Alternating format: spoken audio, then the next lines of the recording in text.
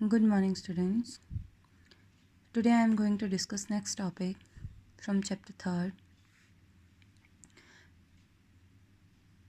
Trends in Physical Property, Atomic and Ionic Radii, Ionization Enthalpy, Electron Gain Enthalpy, Electronegativity, Valency. तो सबसे पहले बात करते हैं हम एटॉमिक रेडियाई की. It may be defined as the distance from the centre of the nucleus to the outermost shell containing the electron.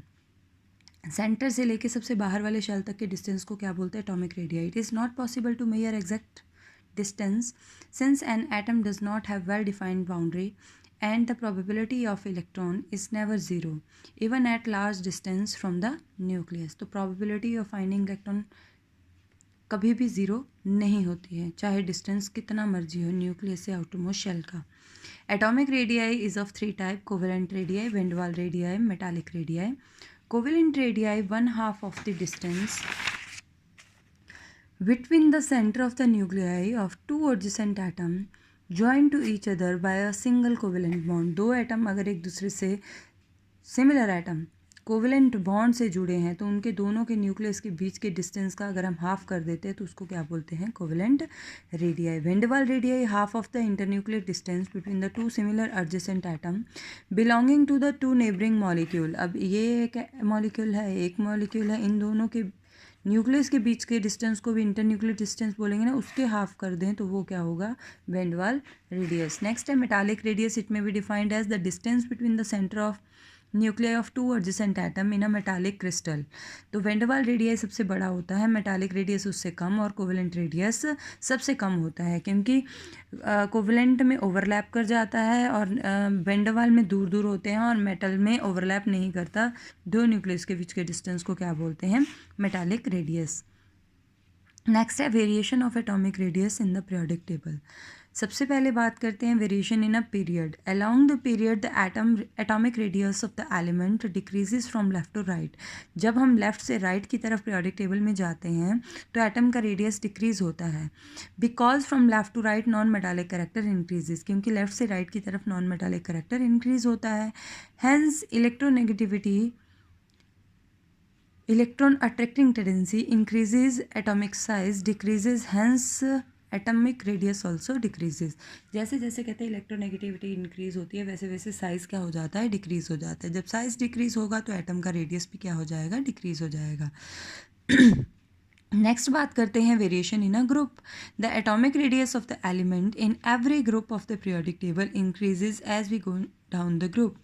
Because down the group metallic character increases, due to this the distance from the nucleus to the outermost shell increases. Ionic radius, it may be defined as the effective distance from the center of the nucleus of the ion up to which it exert its influence on the electron cloud. ठीक है.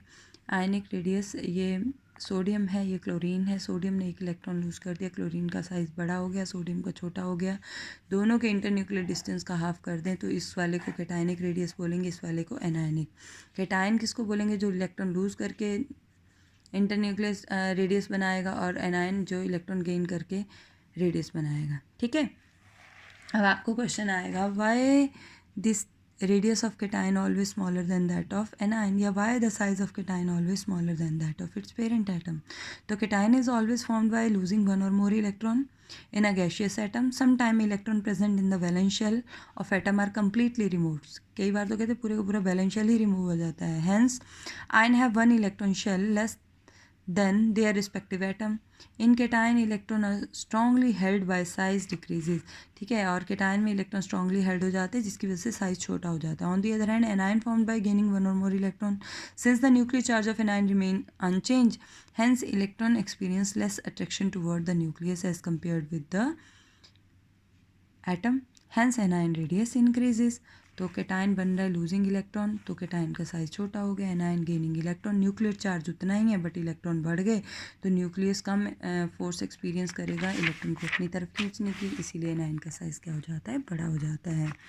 Next है, what are isoelectronic species. Isoelectronic species are the species belonging to the different atom और ion which have the same number of electron but different magnitude of their nuclear charges.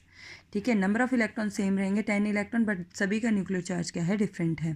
Ionization enthalpy क्या है, the minimum amount of energy which is needed to remove the most loosely bounded electron from a neutral isolated gaseous atom in its ground state to form a cation also in the gaseous state is called ionization enthalpy. वो minimum amount of energy का जो सबसे loosely bound electron को remove करने के लिए use की जाती है। सक्सेसिव आयनाइजेशन एंथैल्पी क्या है, in a gaseous atom we want to lose more than one electron, then can be removed one after the other। अगर एक से ज़्यादा इलेक्ट्रॉन को रिमूव करना है तो एक साथ दोनों इलेक्ट्रॉन रिमूव नहीं होंगे, पहले एक फिर दूसरा फिर तीसरा, और सभी की आयनाइजेशन एंथैल्पी क्या होती जाएगी, इंक्रीज होती जाएगी। ये देखो एल्यूमिनियम की first ionization enthalpy 577, 3 electron lose करता है ना, 2 इलेक्ट्रॉन।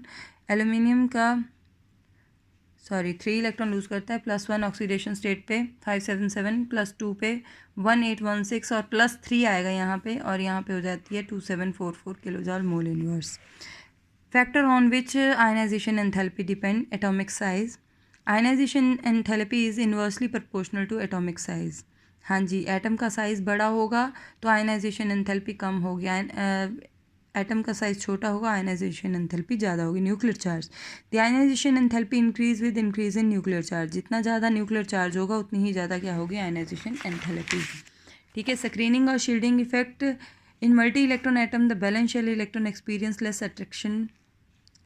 जो मल्टी इलेक्ट्रॉन एटम होते हैं उनके जो बैलेंस शेल होते हैं वो कम अट्रैक्शन एक्सपीरियंस करता है टुवर्ड न्यूक्लियस। ऐसा क्यों होता है, this is due to the shell lying in between the nucleus and outermost shell और valence shell serve as a screen. जो इन बिटवीन आउटर और न्यूक्लियस के बीच में जो शेल होते हैं वो स्क्रीन की तरह काम करना शुरू कर देते हैं, जिसकी वजह से स्क्रीनिंग इफेक्ट होने की वजह से जो न्यूक्लियस है वो बाहर के इलेक्ट्रॉन को पकड़ नहीं पाता, जिसकी वजह से उनका साइज़ क्या हो जाता है, बड़ा। तो एस सबसे ज़्यादा स्क्रीनिंग इफेक्ट कॉज करता है, पी उससे कम, डी उससे कम और एफ सबसे कम। सिमेट्री, ग्रेटर द सिमेट्री, जितनी ज़्यादा सिमेट्रिक इलेक्ट्रॉनिक कन्फिग्रेशन होगी उतनी ही ज़्यादा क्या होगी, आयनाइजेशन एंथैल्पी होगी। ठीक है, नेक्स्ट है variation of ionization enthalpy along the period and down the group। Ionization enthalpy along the period from left to right increases because size decreases। Electron gain enthalpy, it may be defined as the change in enthalpy which takes place when gaseous atom gain an extra electron from monovalent anion also in the gaseous state. जब कोई electron gain करता है तब जो enthalpy changes आते हैं तो उसको बोलते हैं इलेक्ट्रॉन गेन एंथैल्पी, और इसी को बोलते हैं electron affinity. Successive electron gain enthalpy, same जैसे निकालते हैं हम इलेक्ट्रॉन सक्सेशन में 1 by 1, वैसे वैसे एनर्जी इंक्रीज होती है, वैसे ही सक्सेशन में ही कोई एलिमेंट इलेक्ट्रॉन को गेन करता है। एक साथ इतने सारे इलेक्ट्रॉन गेन नहीं करता। जैसे ओ है, ओ नेगेटिव बनेगा तो -141, तो एनर्जी क्या होती है, रिलीज़ होती है। एक इलेक्ट्रॉन गेन किया तो -141 माइनस में है, मतलब इतनी एनर्जी रिलीज़ हो रही है। जब O2 नेगेटिव बनेगा तो देखो एनर्जी प्लस में आ गई, मतलब जब दूसरा इलेक्ट्रॉन गेन करवाएंगे तो हमें एनर्जी उल्टा देनी पड़ेगी, रिलीज़ नहीं होगी। ठीक है, नेक्स्ट है factor which electron gain enthalpy depend, atomic size. Along the period from left to right electron affinity become more negative, मतलब ज़्यादा एनर्जी रिलीज़ होगी जितना साइज़ छोटा होगा, लेफ़्ट टू राइट।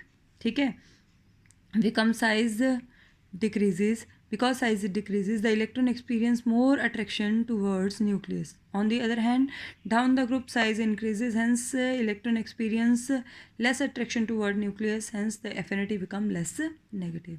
ठीक है, तो जितनी जल्दी इलेक्ट्रॉन को न्यूक्लियस अट्रैक्ट करेगा उतनी एनर्जी ज़्यादा रिलीज़ होगी, जितना न्यूक्लियस इलेक्ट्रॉन को अट्रैक्ट कम करेगा उतनी ही एनर्जी कम रिलीज़ होगी। नेक्स्ट है न्यूक्लियर चार्ज, जितना ज़्यादा न्यूक्लियर चार्ज होगा उतना ही ज़्यादा इलेक्ट्रॉन इजीली अट्रैक्ट हो जाएगा, उतनी ही कम क्या होगी इलेक्ट्रॉन एफिनिटी, उतनी ही नेगेटिव वैल्यू होगी इलेक्ट्रॉन एफिनिटी की। सिमेट्री, जितनी ज़्यादा सिमेट्री होगी उतनी ही ज़्यादा इलेक्ट्रॉन एफिनिटी होगी, पॉजिटिव में वैल्यू हो जाएगी इलेक्ट्रॉन एफिनिटी की। नेगेटिव तो होता है निकलेगी, रिलीज़ होगी, बट यहाँ पे उल्टा एनर्जी देनी पड़ेगी अगर इलेक्ट्रॉन को गेन करवाना है। Why the negative value of electron affinity of fluorine is less than that of chlorine. Fluorine का इलेक्ट्रॉन इजीली गेन होना चाहिए as comparison to chlorine, but उल्टा होता है। ऐसा क्यों? ऐसा इसलिए होता है क्योंकि फ्लोरीन का साइज़ छोटा होता है, 72 पिकोमीटर होता है, क्लोरीन का साइज़ 99 पिकोमीटर होता है। फ्लोरीन के अराउंड इलेक्ट्रॉन क्राउड ज़्यादा होता है और क्लोरीन के अराउंड सेम इलेक्ट्रॉन क्राउड है दोनों के अराउंड, बट फ्लोरीन का साइज़ छोटा है तो उसके अराउंड इलेक्ट्रॉन क्राउड ज़्यादा हो गया। क्लोरीन का साइज़ बड़ा होने के कारण इलेक्ट्रॉन का रश थोड़ा क्लोरीन के अराउंड कम है। जब वो एक्स्ट्रा इलेक्ट्रॉन इजीली गेन कर लेता है क्लोरीन, क्योंकि रश थोड़ा कम है, बट जब फ्लोरीन इलेक्ट्रॉन गेन करता है तो वहाँ पे ज़्यादा रिपल्शन होने के कारण फ्लोरीन क्या कर देता है, जो एनर्जी रिलीज़ हो रही है उस में से कुछ अमाउंट एनर्जी का यूज़ कर लेता है इलेक्ट्रॉन को गेन करने के लिए। ये देखो 72 picometre and the electron crowd around the nucleus greater and the incoming electron experience greater repulsion, hence electron not accept with ease. On the other hand chlorine size 99 and the electron crowding around nucleus is less than incoming electron experience less repulsion. तो जितनी ज़्यादा repulsion होगी उतना ही electron को gain करने के लिए energy हमें देनी पड़ेगी, और जितनी कम रिपल्शन होगी उतना इलेक्ट्रॉन इजीली से हो जाएगा, गेन हो जाएगा। तो फ्लोरीन की इलेक्ट्रॉन एफिनिटी -328 किलो जाउल है और क्लोरीन की कितनी है 349 किलो जाउल मोलर। नेक्स्ट ये क्वेश्चन है कुछ, out of nitrogen and oxygen which one have higher ionization enthalpy. Nitrogen में सिमेट्री होती है तो नाइट्रोजन की आयनाइजेशन एंथैल्पी ज़्यादा होगी, ये अनसिमेट्रिक होता है ऑक्सीजन तो इसकी आयनाइजेशन एंथैल्पी कम होगी। Why beryllium and magnesium have positive electron gain enthalpy, क्योंकि beryllium and magnesium have fully filled electronic configuration, इसीलिए उनकी जो आयनाइजेशन एंथैल्पी होती है वो क्या होती है, पॉजिटिव होती है। इलेक्ट्रोनेगेटिविटी क्या होती है, the relative electron attracting tendency of its atom of a shared pair of electron in a chemical bond.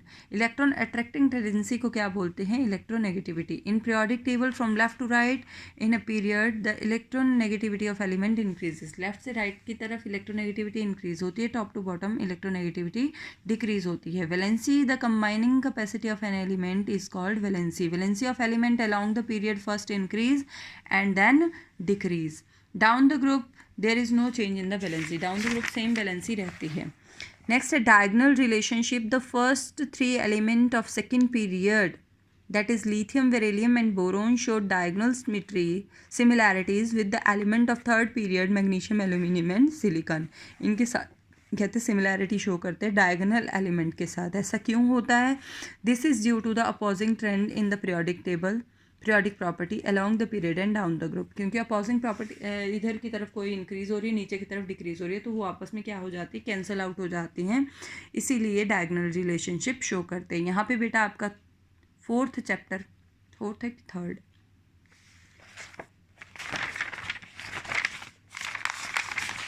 यहाँ पे आपका थर्ड चैप्टर कंप्लीट हो गया।